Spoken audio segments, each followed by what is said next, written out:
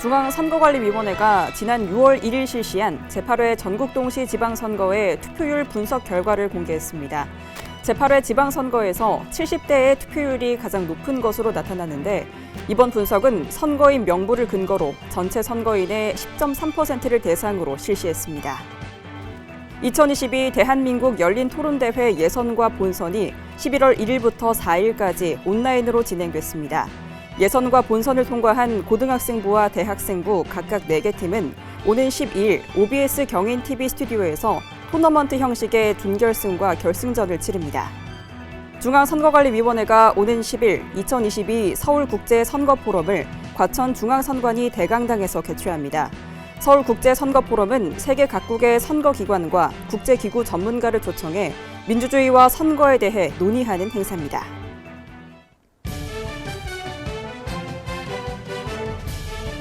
시청자 여러분 안녕하십니까? 한국선거방송 뉴스입니다. 중앙선거관리위원회가 최근 지난 6월 1일 실시한 제8회 전국 동시지방선거의 투표율 분석 결과를 공개했습니다. 이번 분석은 선거인 명부를 근거로 전체 선거인의 10.3%를 대상으로 실시했는데 표본조사 투표율 51.5%는 실제 투표율 50.9%와 0.6%포인트 차이를 보였습니다. 관련 내용 자세히 알려드립니다.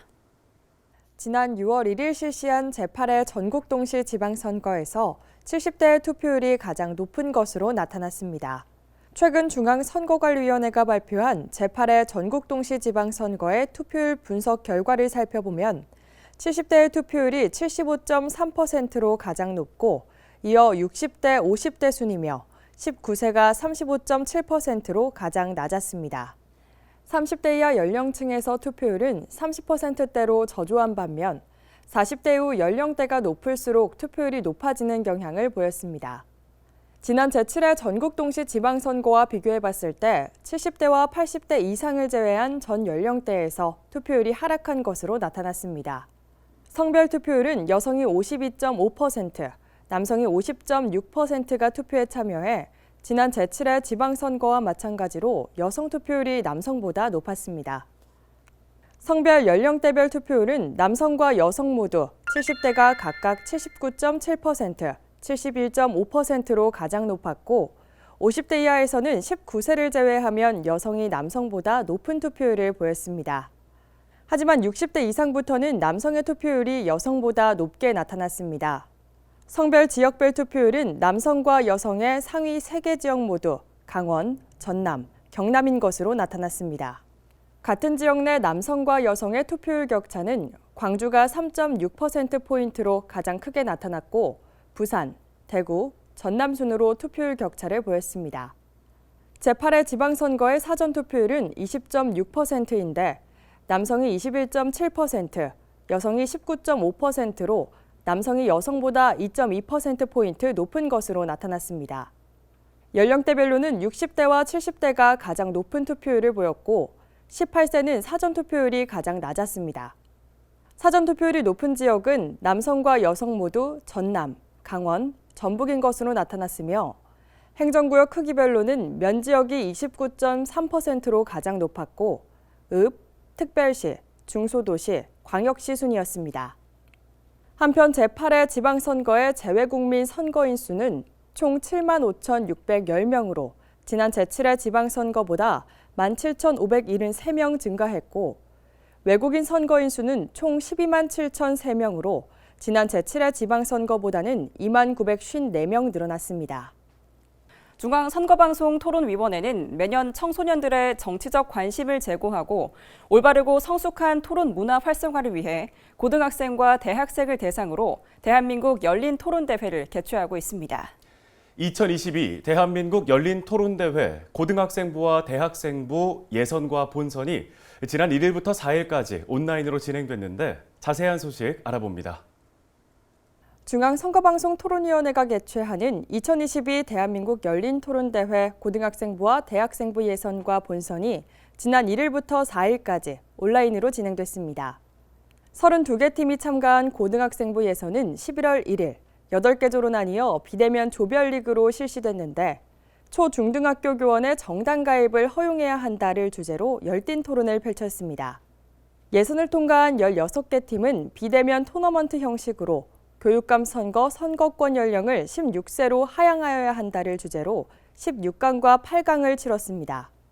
한편 64개 팀이 참가한 대학생부 예선은 2일과 3일, 이틀 동안 실시됐습니다. 16개 조로 나뉘어 진행된 대학생부 예선은 정당의 중앙당 소재지를 대한민국 전역으로 확대하여야 한다라는 주제로 비대면 조별리그 형식으로 진행됐습니다. 예선을 통과한 16개 팀은 4일, 비대면 토너먼트 형식의 16강과 8강을 진행했는데 국회의원 연임 횟수를 3회로 제한하여야 한다라는 주제로 열띤 토론을 펼쳤습니다. 예선과 본선을 통과한 고등학생부와 대학생부 각각 4개 팀은 오는 11월 12일 OBS 경인TV 스튜디오에서 토너먼트 형식의 준결승과 결승전을 치릅니다. 2022 대한민국 열린토론대회 대상팀에게는 중앙선거관리위원회 위원장상과 대학생부 300만 원, 고등학생부 100만 원의 상금이 각각 수여됩니다. 2022 대한민국 열린토론대회와 관련한 보다 자세한 사항은 중앙선거방송토론위원회 홈페이지에서 확인할 수 있습니다. 중앙선거관리위원회는 매년 세계 각국의 선거기관과 국제기구 전문가를 초청해 민주주의와 선거에 대해 논의하는 서울국제선거포럼을 개최하고 있습니다. 올해는 11월 10일 과천 중앙선관위 대강당에서 2022 서울국제선거포럼을 개최한다는 소식입니다. 중앙선거관리위원회가 오는 10일 과천 중앙선관위 대강당에서 2022 서울국제선거포럼을 개최합니다. 2015년에 시작한 서울국제선거포럼은 중앙선거관리위원회가 매년 세계 선거기관과 국내 전문가를 초청해 민주주의와 선거 분야의 국제 이슈에 대해 논의하고 교류와 협력을 활성화하기 위해 마련된 행사입니다. 국내외 선거 관계자와 주한 외교공간 관계자 등 100여 명이 참가하는 2022 서울국제선거포럼은 민주주의, 변화하는 환경에 대응하다라는 주제로 디지털 기술 발전에 따른 선거 환경 변화 대응 방안과 청년 정치 참여 확대를 위한 과제 등 2개의 세션에서 발제자의 발표와 질의응답으로 진행됩니다.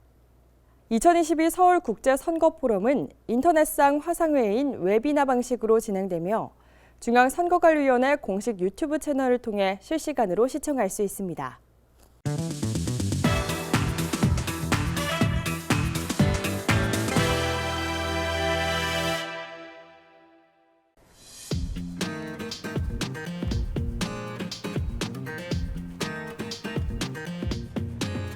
일상에서 선거나 정치, 민주주의와 관련된 단어를 자주 듣고 접하게 됩니다. 그런데 여러분은 그 단어의 의미나 내용을 얼마나 정확하게 알고 계신가요? 선거 키워드 시간에는 선거, 정치, 민주주의와 관련된 단어를 자세히 설명해 드립니다. 김수다 아나운서, 오늘의 키워드는 뭔가요? 네, 오늘의 키워드는 키친 캐비닛입니다. 이 단어는 대통령과 관계가 있는 말인데요. 혹시 어떤 의미인지 아시겠나요?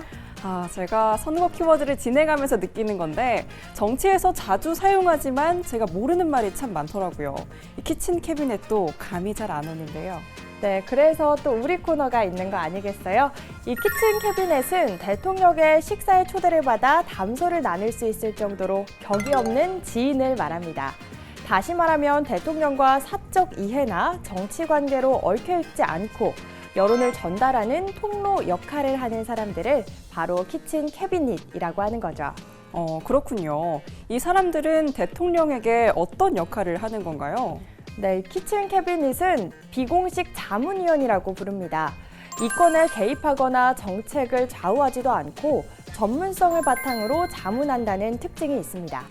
그렇군요. 그럼 이 말은 언제부터 사용했나요? 네, 키친 캐비닛은 1831년 미국 대통령인 앤드류 잭슨이 재임하던 시절 처음 등장했는데요. 키친 캐비닛의 또 하나인 특징은 그 명단을 공개한다는 겁니다. 2001년 당시 미국의 부시 대통령은 이 키친 캐비닛 명단을 처음으로 공개하기도 했고 버락 오바마 대통령은 인증서를 주면서 키친 캐비닛 명단을 알렸습니다. 여기에는 방송인 오프라 윈프리나 수학교사 살라미 등도 포함되어 있었습니다. 네, 그렇군요. 이 키친 캐비닛은 어찌 보면 다양한 여론을 수렴하기 위해 내가 이렇게 여러 방면의 사람을 만나고 있다는 홍보 수단이 될 것 같네요. 그럼 다음 단어도 알아볼까요? 네, 이번에 알아볼 단어는 바로 섀도우 캐비닛입니다. 이 말은 의회와 관계가 있습니다. 방금 키친 캐비닛을 알아봤는데 이 단어는 같은 캐비닛인데 다른 느낌이네요. 이 그림자라는 단어가 들어갔으니까 뒤에서 몰래 뭐 이런 의미가 들어가 있나요? 네, 조금 비슷했습니다. 이 섀도우 캐비닛은 그림자 내각이란 뜻을 갖고 있습니다. 영국에서 처음 시작된 말인데 의회에서 야당이 정권을 잡았을 때를 대비한 내각을 섀도우 캐비닛이라고 부릅니다. 네, 정권이 교체됐을 때를 대비해서 야당이 어떻게 내각을 구성할지 준비한다는 거죠. 네, 섀도우 캐비닛은 정부를 비판하면서 정권 교체를 대비하는데요. 야당 제1당의 당대표가 섀도우 총리가 되고 야당 간부는 섀도우 캐비닛이 되는 거죠. 그리고 정권이 교체되면 미리 구성해놓은 구성원 그대로 내각이 구성되는 겁니다. 이 제도는 1876년 처음 실시됐고 1907년 영국 보수당 체인빌런이 섀도우 캐비닛이란 말을 처음 사용했습니다. 네, 이 섀도우 캐비닛의 장점과 단점이 분명하게 있을 것 같은데요. 네, 맞습니다. 섀도우 캐비닛은 정권을 교체 때를 대비해 내각을 구성해 놨기 때문에 인수인계가 빠르고 국정 공백도 방지할 수 있는 장점이 있습니다. 하지만 내각을 사전에 구성하고 이후에 공개하면 다른 인사들을 영입하기 어려워진다는 단점도 존재합니다. 그렇군요. 하지만 인수인계나 국정 공백 측면에서는 더 효과적인 방법이 아닐까 생각합니다. 자, 그럼 오늘의 마지막 키워드 알아볼까요? 네, 마지막으로 준비한 키워드는 밴드웨건 효과입니다. 밴드웨건은 퍼레이드를 할 때 맨 앞에서 긴 행렬을 이끌어가는 마차를 말하는데요. 밴드웨건 효과는 정치에서 선거를 앞두고 실시하는 사전 여론조사나 선거운동 등에서 우세에 있는 후보 쪽으로 유권자의 표가 집중되는 현상을 말합니다. 네, 이 밴드웨건이라는 표현이 정말 재밌는 것 같은데 이 말이 생기게 된 유래가 궁금한데요. 네, 1848년 미국 대통령 선거에서 굉장히 유명했던 한 광대가 선거운동에서 마차를 사용했습니다. 그러자 사람들이 그 뒤를 졸졸 쫓아다니기 시작했는데요. 그 효과 때문인지 해당 후보자가 대통령으로 당선됐습니다. 그 이후부터 자신의 의견보다는 유행이나 다수를 쫓아 그 집단에 소속되고 싶어 하는 현상을 밴드웨건 효과라고 부르고 있습니다. 네, 그러니까 정치뿐만 아니라 사회나 문화에서도 많이 사용하는 말이겠군요. 네, 맞습니다. 특히 정치에서 이런 경향이 높은데요. 유권자 중에서는 선호하는 후보자가 명확하지 않은 상태에서 여론조사에서 우위를 차지하는 후보자를 선택하는 경우도 많이 있다고 합니다. 많은 사람이 지지하는 후보자를 선택하는 게 믿을 만하다고 생각하거나 많은 사람이 선택한 후보자가 더 좋아 보이기도 한다는 거죠. 또 내 표가 사표가 되는 걸 원하지 않아서 당선될 만한 후보자를 선택하는 경우도 있습니다. 네, 그런데 그 반대로 지지하는 사람이 적은 후보자를 선택하는 경우도 있지 않나요? 네, 그런 경우도 있습니다. 약자라고 믿는 사람에게 심리적인 애착을 갖고 그 사람을 지지하는 거죠. 이걸 언더독 효과라고 합니다. 언더독 효과가 그런 말이었군요. 네, 언더독 효과는 선거에서 열세 있는 후보자에게 표를 주려는 경향으로 나타납니다. 미국 대통령 선거에서 이런 현상이 나타나는데요. 해리 트루먼 후보가 매번 여론조사에서 상대 후보자에게 밀렸었는데 막상 개표를 해보니 4.4%를 더 얻어 당선된 경우도 있었습니다. 네, 아마 자신이 지지하는 후보자가 열세인 모습을 보고 더 적극적으로 투표에 참여했거나 열세 있는 후보자에게 관대해져서 그런 결과가 나온 게 아닐까 생각해 봅니다. 오늘도 정치와 관련된 다양한 단어를 알아봤습니다. 김진 아나운서 고생하셨습니다. 고맙습니다. 네, 지금까지 선거 키워드였습니다. 광주광역시 선거관리위원회가 조선대학교에서 조선대학생 30여 명을 대상으로 대학생 정치참여 연수를 실시했습니다. 이번 연수는 대학생의 바람직한 주권의식과 민주시민의식 함양을 위해 마련됐는데 대학생의 정치참여 활성화 방안, 한국 현대사에서 청년의 역할 등을 주제로 선거연수원 초빙교수 특강으로 진행됐습니다. 경상북도 선거관리위원회가 구미 금호 여자고등학교에서 미래 여성 유권자인 금호여고 유네스코 동아리 회원 30명을 대상으로 여성 정치 참여 연수를 실시했습니다.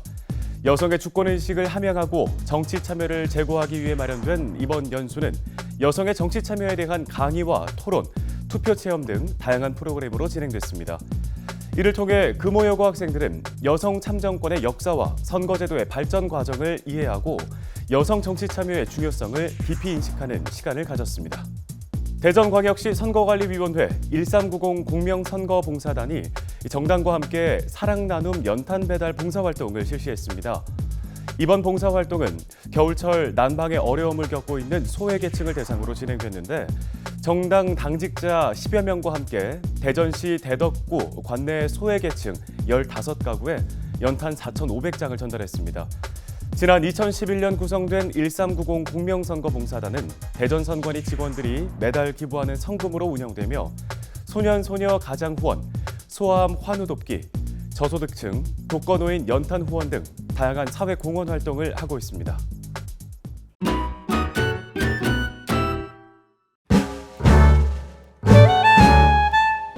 안녕하세요. 저는 아들, 딸, 다둥이를 키우고 있는 반조리 식품 반찬 가게를 운영하고 있는 이미영입니다.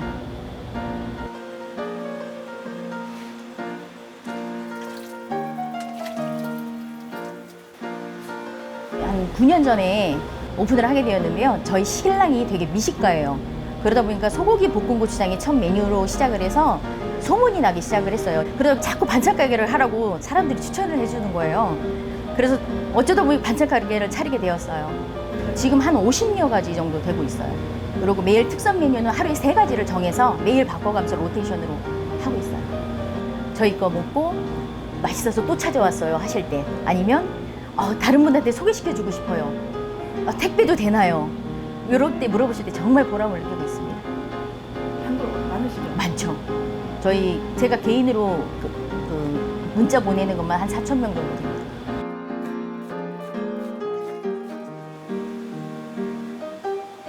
구 년 전에 진짜 반조리심을 제가 최초로 했다고 해도 과언이 아니에요, 진짜로.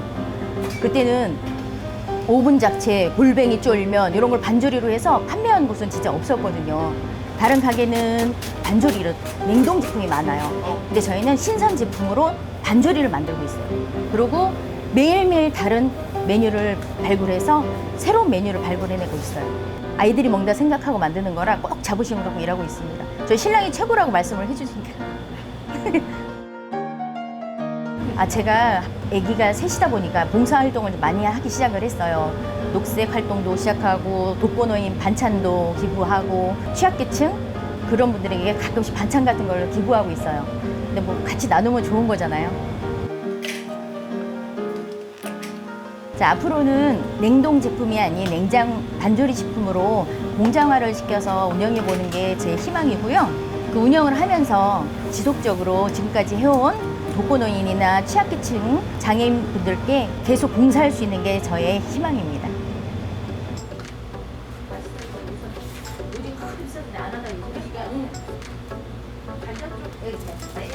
네, 잘 가요. 저에게 선거는 국민의 의무라고 생각합니다.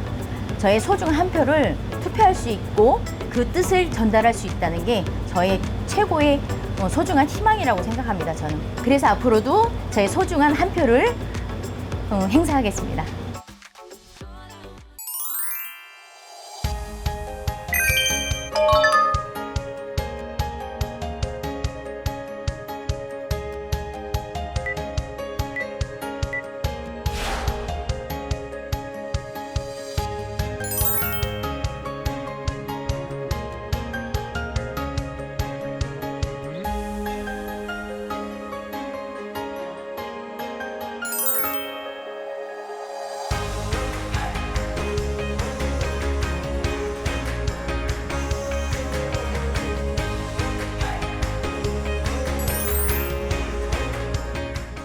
오늘 한국선거방송 뉴스는 여기까지입니다.